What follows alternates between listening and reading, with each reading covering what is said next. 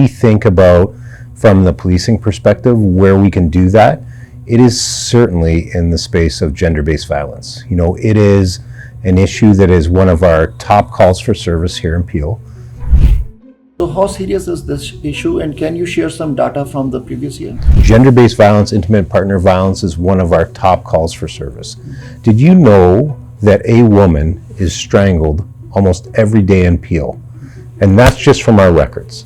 What I can tell you is more than likely it's under a survivor who had an extremely high probability of dying from the injuries that she suffered at the hands of her spouse, allegedly, right? We had parents who lost a daughter to intimate partner violence. We have one of the largest intimate partner violence units in the country.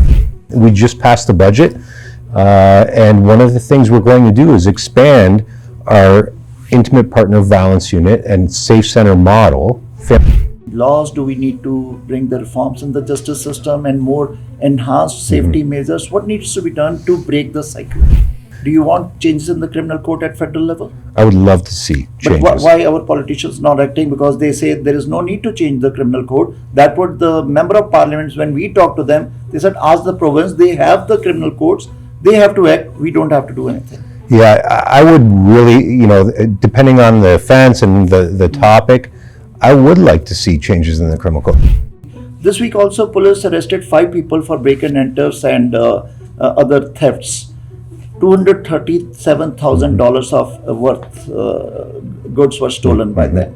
But we got lots and lots of messages by the community when they were sure that they will be released. And that happened, they all got the bail, they are released.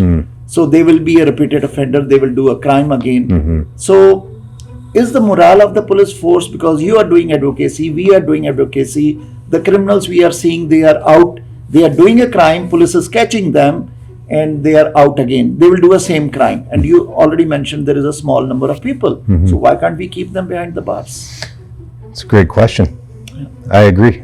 I ask you, since you have experience in the law enforcement and you are a justice minister for a one day, or you are a leader of a country, into this experience, what one thing you will change, what needs to be done? Yeah.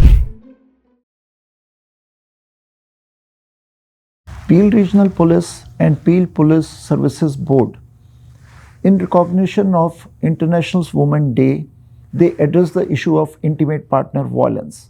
How serious this issue is, what are the causes, what are the prevention and enforcement tactics the police and the board is taking to control this issue.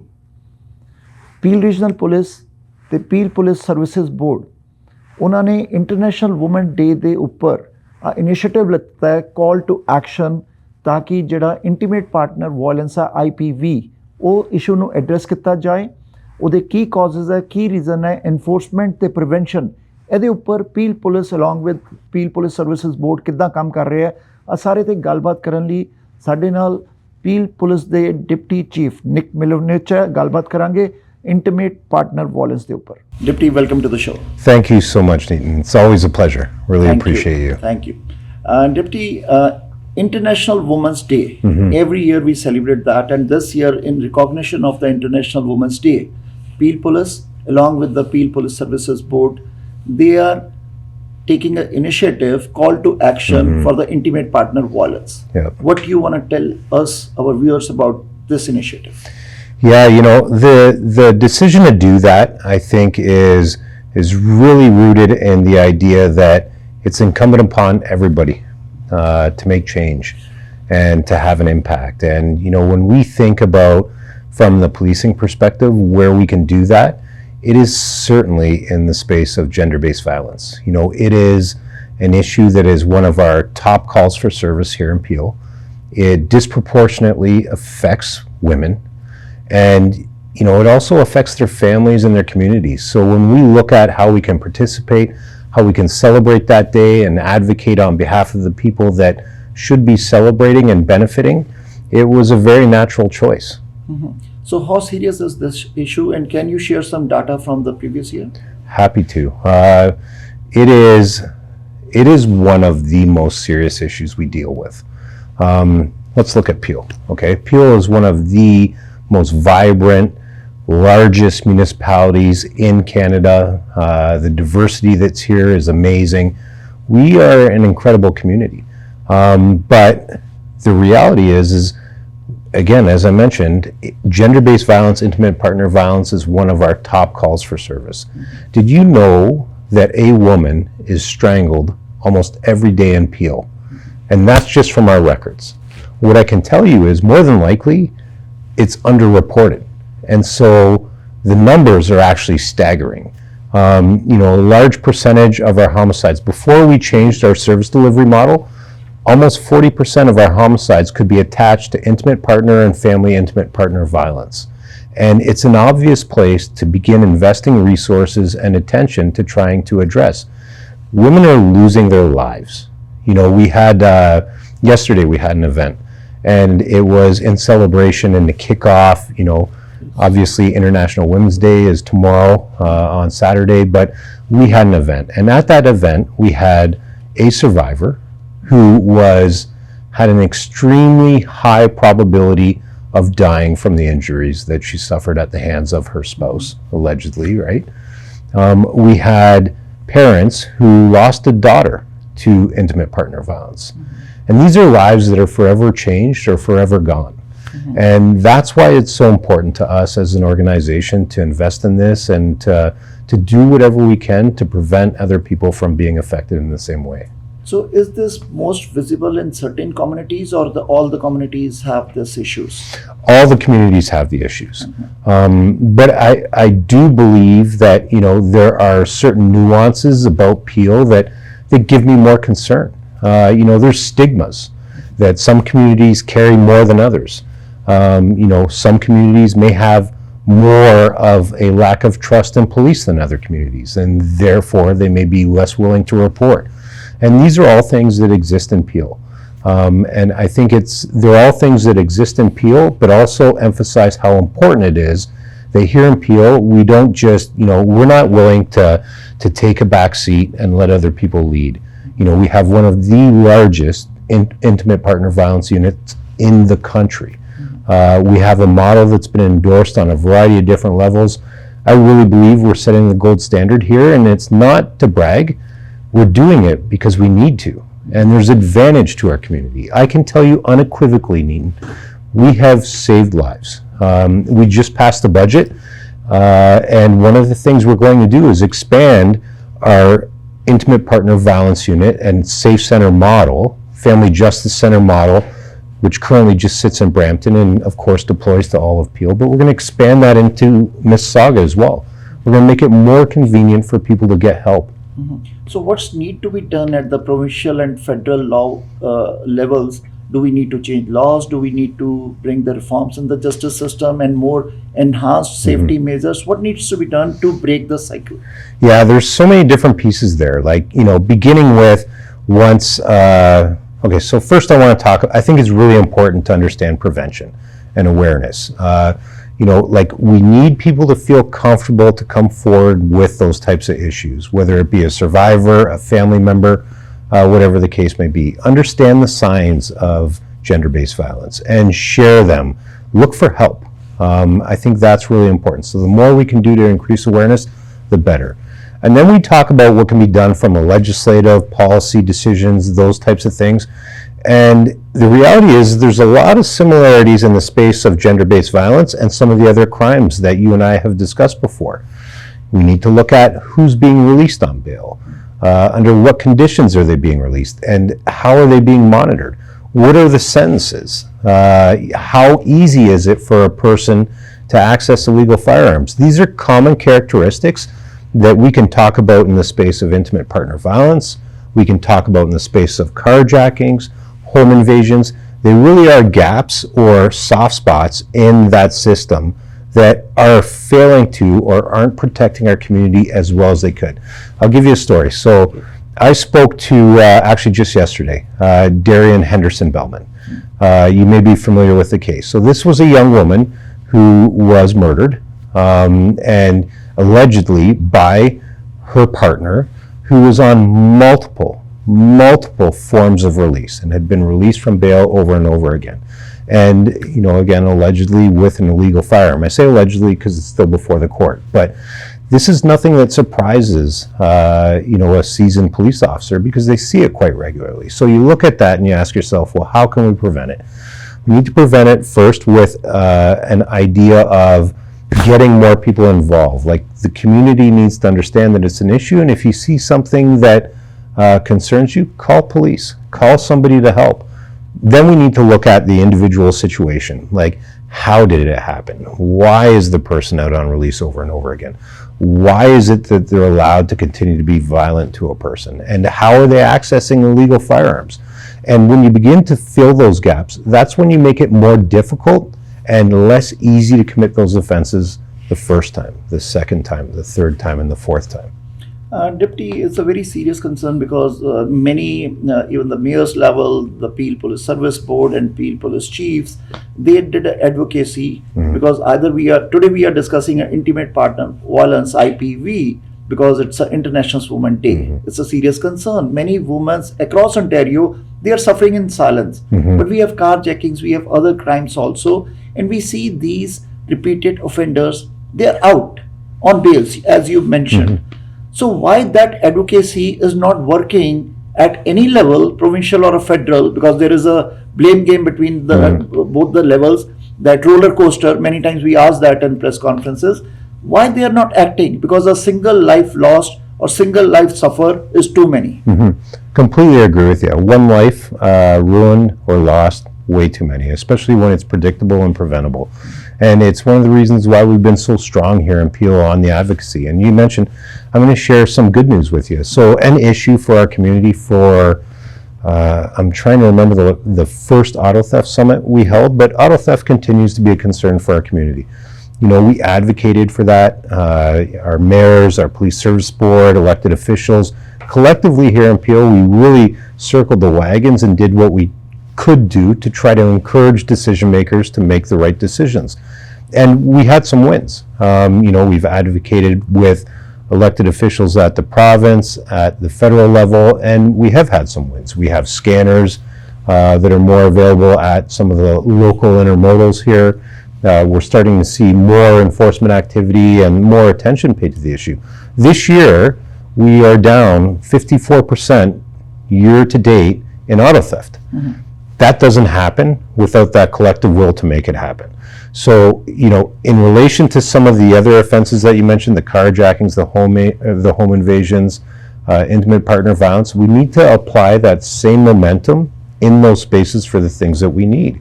And so I'm an optimist. I believe that we are making a difference. Gender-based violence, we have saved lives, absolutely. This year we're being resourced and have, again, the budget has passed, thankfully. So we're going to apply those additional resources to the spaces that we need to from a typical policing and enforcement perspective. But we're also going to push to fill the gaps that exist that cause the pressures on the community. And again, I would go, the analogy I would use is like, people know there are certain things that are not good for their health. Whether it be diet, smoke, all those things. They understand that there's things that they do, if they do them, could result in a health condition. We don't know what the health condition could be. It's very similar in the area of public safety. Prevalence of illegal firearms is going to result in an escalation of violence, and that violence could be robberies, could be jewelry store robberies, home invasions, carjackings, that type of thing. So we need to address that as an issue. Violent people who have demonstrated a long history of violence against our community are going to do that again. Recidivism rates in certain offenses are high. It's a small percentage of people that are willing to do the crimes that we're seeing, and they continue them over and over again. So we have to ask ourselves, how do we break that cycle? Good news is we do have a voice. We are advocating and sharing what we think those issues are with the right people. But if you ask me, is there more work to be done? Absolutely. Do you want changes in the criminal code at federal level? I would love to see changes. But why our politicians not acting? Because they say there is no need to change the criminal code. That what the member of parliaments, when we talk to them, they said ask the province, they have the criminal codes, they have to act, we don't have to do anything. Yeah, I would really, depending on the offense and the topic, I would like to see changes in the criminal code. I'll give you an example. As a police officer, if I'm going to execute a search warrant on a residence, one of the things that I would have to do if I was going to execute that search warrant, so remember, I have grounds that an offense has occurred, I believe that there's going to be evidence inside of it, and if for whatever reason I need to execute that at night, I need to articulate that to a justice. If a person breaks into my home at 3 o'clock in the morning, there's no distinction between that offense and if he did it during the day. I would argue, and I'm sure you would agree, that breaking into my home means something very different in the middle of the night when my family's sleeping and I'm expecting to be safe than it does during the day. Neither, of course, is good, but there's no distinction there. Like those are the types of things that I think need to be articulated and incorporated into the offenses that we lay against people. This week, Peel Police and all the police forces, we salute them again and again because they do the best work for the community. This week also, police arrested 5 people for break-and-enters and other thefts. $237,000 of worth goods were stolen by them. But we got lots and lots of messages by the community when they were sure that they will be released. And that happened, they all got the bail, they are released. So they will be a repeated offender, they will do a crime again. So is the morale of the police force, because you are doing advocacy, we are doing advocacy, the criminals we are seeing, they are out, they are doing a crime, police is catching them and they are out again. They will do a same crime. And you already mentioned there is a small number of people. So why can't we keep them behind the bars? It's a great question. I agree. But like specific to the morale, so the logic of the rinse and repeat and the same person in and out, I do think there are certain circumstances where with the right conditions, it's entirely appropriate for a person to be released on bail. I understand that. But what we're seeing with increasing frequency is people who should not be out on bail being released on bail. And I could give you a variety of different situations where that has occurred. And that I disagree with. I do think there needs to be change there. But what I will also say, and it's one of the reasons why I have such an incredible and profound appreciation for the women and men and the people from our organization that support them in doing their job in the way that they deliver that job. There is such dogged determination, and police officers become police officers because they want to protect the community. So it's not always about winning and seeing everybody away forever. They're out there doing their job because they want to, very simply, they want to catch the bad guy and they want to put him before the courts so that they can answer for those crimes. And this organization continues to do that day in and day out, despite barriers like the frustrations of the bail system and a host of other barriers that they may face. They just keep doing their job, and I'm so appreciative of them for that. Deputy Chief, a lot of law enforcement across the Canada, they might be watching us, and public safety is always a serious talk, is a concern.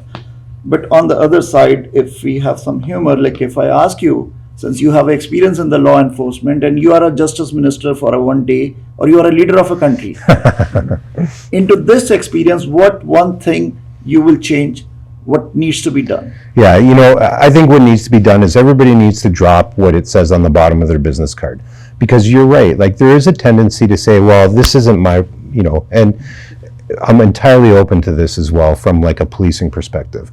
Drop the organization's name on your business card and pull the right people together and start doing some solutioning. Like, if collectively you got a bunch of great minds in the right room, and without any sort of insecurities or finger pointing or any other influences, looked at what's really happening and how we could address it, I am absolutely sure that you can make a difference, and relatively quickly you can make it a lot more difficult for the wrong people to take advantage of and target the right people and make our community safer. Deputy, there is a rise in the sexual assault cases in Ontario and committed by those who don't even have a status here in Canada, here in Ontario. What do you have to say on that? Yeah, deeply concerning. So first off, I don't immediately have the data like one attached to the other, but I can tell you anecdotally, we have conducted a number of stranger investigations where ultimately we found out that the person was not a resident in Canada. That's not to say that that's the norm across Canada, and I don't have that information. Again, Canada has laws, expectations, and regardless of whether or not a person is a citizen here or not, everybody should follow those. And when they don't, what I would say, like from Peel's perspective, is if you don't, we're really, really good at identifying that you haven't and holding you accountable for that. So, I'd much rather meet people and shake their hand rather than have our folks meet them and put handcuffs on them. So policing alone cannot tackle the issue of intimate partner violence. No, And enforcement and prevention has to go in hand. No, we can't tackle it alone. What police have become really, really good at doing is leading the charge. The reality is because of the position we hold and how much people look towards us to help address some of these community safety issues, they listen. So, we have a couple of different responsibilities. The first is, of course, we have to enforce the law, we have to protect our community, listen to our community, and represent them appropriately, and we do that. But if you want to tackle the issue, you then need to look for the gaps, look for the opportunities to fill those gaps, and then find the people who can do that for you, the decision makers who aren't under my command or the chief's command. And we need to advocate on behalf of the community so they make those changes. And that's why, intimate partner violence, there's so many different nuances to it that require so many different people collectively to be involved in order to really cancel it out. And, we're happy to invite those people. At times we're happy to pressure those people to make those decisions. And, that's the way you make a difference. We wish happy International Women's Day. Amazing. And your final message to all the residents, including the women of Ontario and Canada, what is your message for intimate partner violence? Your message? Yeah, to me the two messages, they could be connected, and I'm going to keep it that way. So from a public safety perspective, tomorrow is International Women's Day, and I would just congratulate every female, woman, or person who identifies as such for all their contributions to our community. The reality is there's so many inspirational stories and contributions that come from that community that really make our world a better place. Specific to intimate partner violence, anybody that's involved in that, I would say get help. Find somebody that can help you, find somebody that can provide you some guidance, and you don't deserve that. There's no reality whatsoever that a woman should be afraid or be in danger, and don't allow it. Thank you, Deputy. Thank you.